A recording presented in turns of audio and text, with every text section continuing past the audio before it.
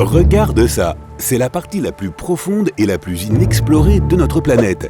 Elle est si profonde que si tu y plongeais l'Everest, son sommet serait encore immergé sous l'eau. Il s'agit de la fosse des Mariannes. Elle est située dans l'océan Pacifique occidental et sa profondeur maximale est de 11 000 mètres. Et ça, c'est toi, une personne normale qui veut absolument savoir ce qui se trouve au fond. Tu en as assez de regarder des documentaires sur la fosse des Mariannes, alors tu as décidé d'y aller toi-même. Mais tu n'as ni costume spécial, ni sous-marin. Tu n'as qu'un réservoir d'air et une brique que tu as attachée à ta jambe. Alors prends une grande respiration et plonge. 1,50 m sous l'eau, tu ne ressens rien d'anormal. C'est la profondeur à laquelle tu pourrais sauter dans une piscine ou nager à la mer pour voir des poissons exotiques. À 1,50 m, tu ne ressens aucun désagrément et tu es parfaitement à l'aise. Mais la brique te tire vers le fond et tu te retrouves bientôt à 10 mètres de profondeur. C'est là que tu commences à ressentir le principal problème de ceux qui plongent profondément. Et non, ce ne sont pas les requins affamés qui regardent dans ta direction. Je sais, c'est ce kraken. Non, pas vraiment. La principale menace, c'est la pression. À la surface de l'eau, tu ressens une certaine pression atmosphérique. À une pression de 10 mètres, cette pression double. Ne t'inquiète pas, tu es en sécurité pour l'instant, mais tu peux déjà ressentir un léger malaise dans les tympans. En fait, la pression provoque une compression du volume d'air dans ton corps. Tu le ressentiras dans tes oreilles, tes sinus et tes poumons. Mais ces poches d'air sont suffisamment souples pour résister à une profondeur encore plus importante. Alors, tu continues à descendre.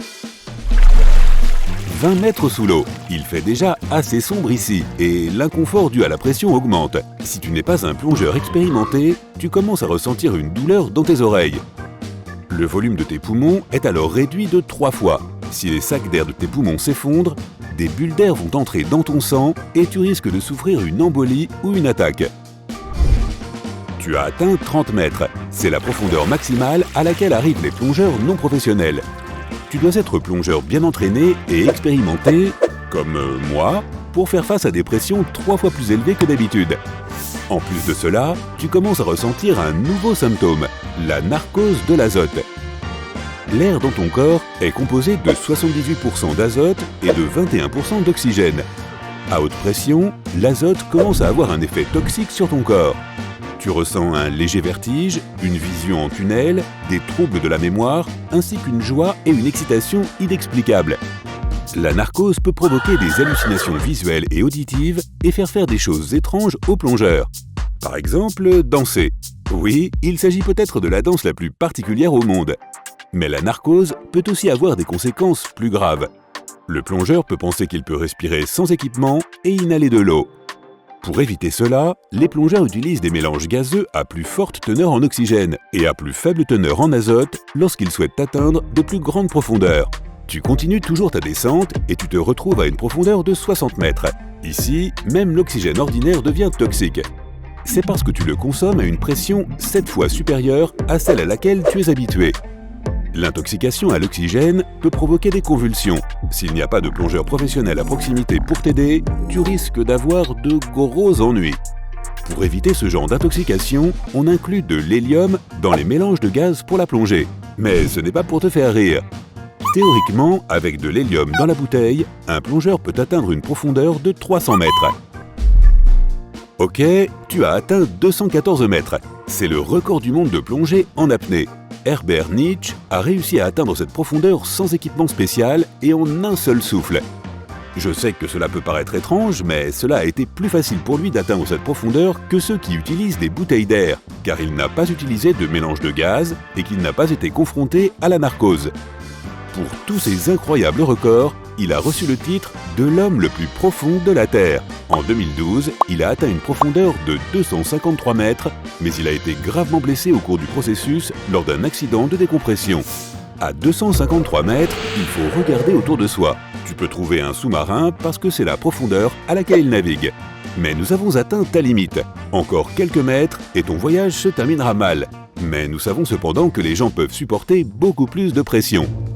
De nombreuses expériences ont été menées pour trouver la limite de la plongée d'un humain. En utilisant des chambres spéciales qui simulent des conditions de plongée en profondeur, une personne peut théoriquement supporter une descente à 500 mètres. mais il faudrait beaucoup de temps pour atteindre la surface à partir de ce niveau en raison du besoin de décompression. Pendant la plongée, l'azote, l'hélium et d'autres gaz s'accumulent dans les tissus du corps et le sang à cause de toute cette pression. Il faut du temps pour que ces gaz quittent naturellement ton corps par tes poumons.